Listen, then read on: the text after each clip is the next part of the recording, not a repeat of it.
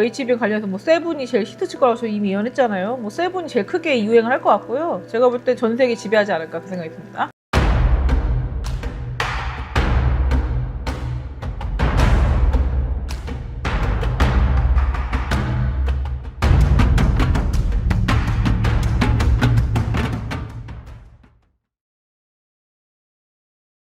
안녕하십니까 교수님. 안녕하십니까, 만산입니다. 반갑습니다 교수님. 반갑습니다. 교수님, 최근에 삼성전자가 다시 한번 전 세계를 놀래킬 만한 소식을 발표했습니다.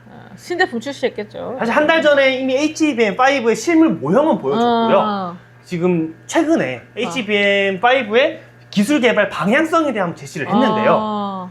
HBM4E 대비 50% 이상 향상, 기능 향상을 목표를 했고요. 뭐 2나노 공정, 그리고 발열 개선을 좀 하면서. 그렇죠. 발열 개선 안 하면 끝난다니까요. 모든 게 지금 냉각 기술 문제예요. 맞습니다. 그래가지고 HBM5 삼성이 좀 발표를 했는데요. 지금 어떻게 보면 하이닉스랑 마이크론도 같이 개발을 하고 있는데 삼성전자가 조금 더 빨리 발표하게 된 이유가 좀 있을까요? 기술에 대한 투자가 굉장히 집약적이었겠죠. 그리고 전체적인 그 공정에 있어서 그 종합 공정이라고 말씀드렸잖아요. 그러니까 삼성은 차기 자체가 그러니까 한 군데만 딱 해가지고 다루는 게 아니라 종합 공정이기 때문에 좀 더 빠를 가능성이 높아요. 뭐든지 종합적인 개발이나 관리를 하게 되면은 발전율이 더 빠릅니다. 그럼 지금 이 세 개의 기업 중에서는 삼성전자가 제일 기술 개발이 빠르다는 말씀이시죠? 그렇죠. 아마 뭐 HBM 관련해서 뭐 세븐이 제일 히트칠 거라고 저 이미 예언했잖아요. 뭐 세븐이 제일 크게 유행을 할 것 같고요. 제가 볼 때 전 세계 지배하지 않을까 그 생각이 듭니다.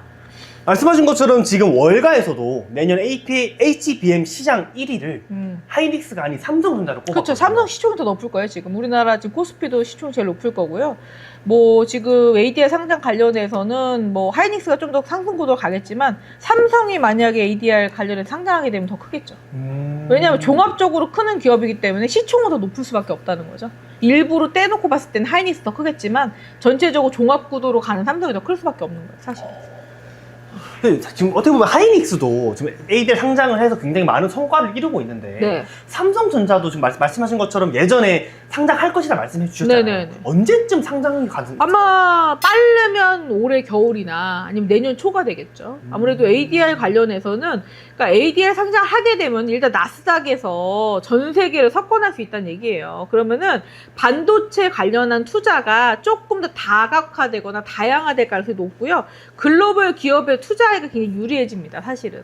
그렇기 때문에 삼성하고 SK 정도면 솔직히 ADR 상장해야 되는 게 맞습니다. 우리나라 시장에서 한계가 있거든요.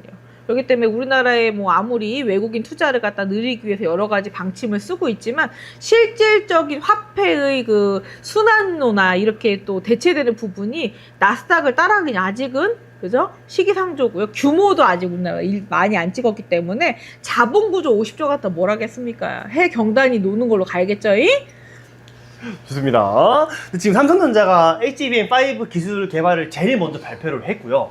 그렇다 보니까 많은 분들은 그럼 삼성전자가 먼저 기술 개발을 한다면 HBM5 시장을 삼성전자가 독점할 수 있을까라는. 독점은 하지는 않을 거예요, 아마. 상생 구도로 가겠죠. 삼성이 계속 그렇습니다. 지금 전체적으로 독자 구도보다는 TSMC 관련해서도 마찬가지예요. 어느 정도 흡수하거나 아니면 자체적으로 어느 정도 협력 구조로 가는 구도로 갈 겁니다.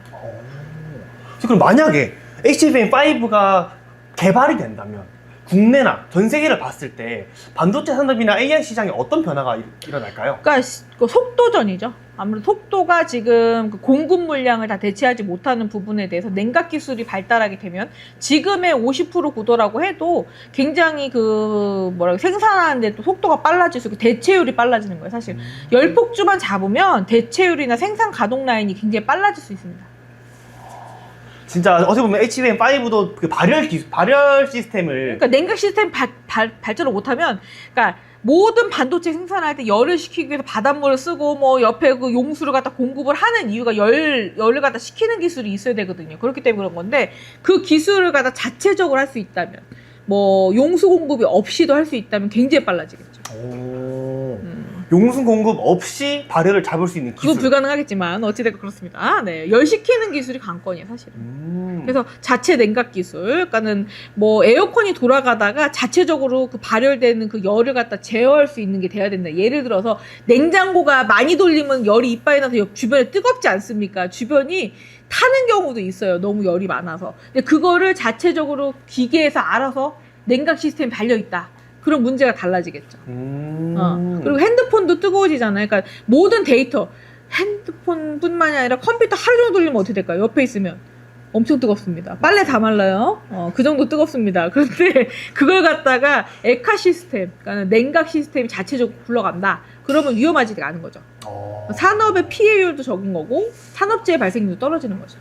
조금 더 생산하는 거에 안정성이 확보된다는 말씀이신 안정성도 거네요? 확보가 되고, 그리고 장기적으로 봤을 때는 그 잔존 대체율이라고 그러죠. 산업재가 쓰이는데 그 유통기한이 있잖아요. 그러니까 GPU 같은 게 2, 3년 얘기하잖아요. 네. 그죠? GPU가 만약에 열 냉각 시스템이 존재한다면 6, 7년이 아니라 10년도 가능하다는 얘기잖아요. 그죠? 그러면 좀 더 오래 쓸 수 있다. 오래 쓰는 건전지가 되는 거죠. 만약에 그러면 말씀하신 것처럼 뭐 지금 당장은 용수를 이용해서 냉각을 좀 돌리고 있지만 그런 거를 좀 적게 쓰거나 혹은 안 쓰는 식으로 기술 개발은 가능이 있을까요? 신소재 대체 많이 하고 있잖아요. 신소재 개발, 대체. 그래서 뭐 그거 있죠. 세라믹. 그 세라믹이 아무래도 열시킴이라든가 여러 가지가 장점에서 만들긴 하지만 그거 갖다가 실질적으로 그 고체 배터리나 아니면 배터리 부분에 대체할 수는 없는 거예요. 지금 사실은. 냉각 기술 자체가 그렇습니다. 아니면 다 자체 선풍기가 이렇게 달려 있어야 되지 않을까요? CPU 쿨러 같은 것처럼. CPU 쿨러 같이 옆에 뭐가 있어야 되는데 그게 한계가 걔 돌리면서도 열이 나잖아요. 맞습니다. 에어컨 돌리면서도 열이 나는데 그걸 어떻게 잡을 거냐 이거죠. 열 발생이 안 되는 대체 물질이 전선 위에 스려 있든가, 그죠? 아니면 제어할 수 있는 식으로 완벽해야 되는데 그게 불가능한 거예요 지금 사실은. 맞습니다. 그러면 이건 어떻게 보면 많은 분들이 궁금해할 만한, 기대할 만한 내용인데요. 지금 어떻게 보면 차량 일자 기준으로 코스피는 굉장히 많은 낙폭을 하였고요. 그죠, 무섭죠. 네. 다시 한번 상승 가도를 달리기 위한 기회를 찾고 있을 텐데 네. 지금 삼성전자의 지금 HBM5가 개발이 된다면 이게 뭐 9,000P, 10,000P를 갈 수 있을 만한 열쇠가 될 것인가? 그러니까 전체적으로 반도체가 끌어올리는 것 자체는 이미 했어요. 했는데 ETF 나오는 다음에 나가리 된 건데 ETF의 단점이나 ETF에 투자했던 자금이 회수되거나 아니면 어느 정도의 그 제한이 생겨서 더 이상 ETF를 출시를 못하거나 했을 경우에는 자금이 돌아올 수 있고요. 대신에 HBM 관련해서 삼성이 이제 뭔가의 특허권을 갖게 되거나 아니면 전 세계에 많이 수출이 가능해지거나 판권 확보가 된다면 ADR 관련해서 조금 더 커지겠죠. 규모가 커지면 지금 국내 시장, 그러니까 ADR 관련해서 나스닥만 커지는 것이 아니라 국내 시장에 진입하는 외국인도 많이 나아진다는 얘기죠. 훨씬 더 많아진다는 얘기예요. 그러면 투자금 자체가 많이 들어온다는 얘기입니다. 그렇다 보면은 다시 한번 코스피는 다시 한번 상승 가도 달릴 그것 때문에 것이고. 오르는 것은 아닐지라도 어찌됐건 상승 가도 갈 수 있겠죠. 충분히. 그래서 아마 HBM 관련해서는 세븐가세까지는 계속 뭔가 논란이 있을 것으로 예상이 돼요. 제가 볼 때는. 논란이요? 네. 좋습니다. 경쟁 구도로 가겠죠, 계속. 그럼 HBM7 좀 빠른 시일 내에 만들어질 수 있을까요? 27년도 하반기쯤 나오지 않을까 싶어요. 27년도 하반기. 네네. 어떻게 보면 이제 약 1년 조금 넘게 남은 거네요. 네, 워낙에 지금 그 AI 기술 자체가 굉장히 빨라지고 있죠. 그래서 뭐 중국에서 내놓은 키미 K3, K3, 키미 K3, 이름도 헷갈리네. 아무튼 그렇습니다. 그게 지금 나오긴 하지만 그것도 얼마 못 갈 거라는 얘기죠. 종합형이긴 하지만 지금 전체적으로 아마 그 AI 그 분석 시스템 같은 경우에 딥시크 관련해서 만들어놓은 것도 지금 아마 종료가 될 거예요. 전부 다 아마 사용 종료되거나 사용료가 부과되지 않는 것들은 도태될 가능성이 높아요, 지금 사실은. 왜냐하면 공짜 혜택은 여기까지죠. 그 다음에 유료화 전환하지 못하면 아니면 사용료 결제가 이루어지지 않는다면 도태될 거기 때문에 지금 아마 그런 얘기 많을 거예요. 아마 일부 사용하던 제미나이나 몇 군데 빼고는 나머지는 유료화되거나 아니면은 사용 중단이 될 것입니다. 맞습니다. 실제로 현실도 그러고 있습니다. 그럴 겁니다. 앞으로 그게 좀 심해질 거예요. 그래서 아주 고가의 사용료를 내지 않으면 사용하지 못하는 쪽으로 갈 거고요. 근데 그걸 인류가 따라갈 거냐, 비용을 대비해서 효율성을 대비해서 인류가 따라갈 거냐 아니면은 인력으로 대체될 거냐가 관건이죠. 앞으로. 그러니까 AI로 대체하려던 인력을 비용 감당을 하고 AI만 쓸 거냐 아니면 이게 너무 비용이 비싸서 인력으로 다시 대체할 거냐, 그게 관건이에요. 앞으로. 좋습니다. 이렇게 해서 이번 시간에는 삼성전자 HBM5 개발로 인한 향후 전망에 대해 알아봤고요. 영상 보시고 좀 더 궁금하신 내용 있으시다면 댓글 달아주시면 감사할 것 같습니다. 네. 오늘도 좋은 말씀, 좋은 정보 감사합니다. 감사합니다.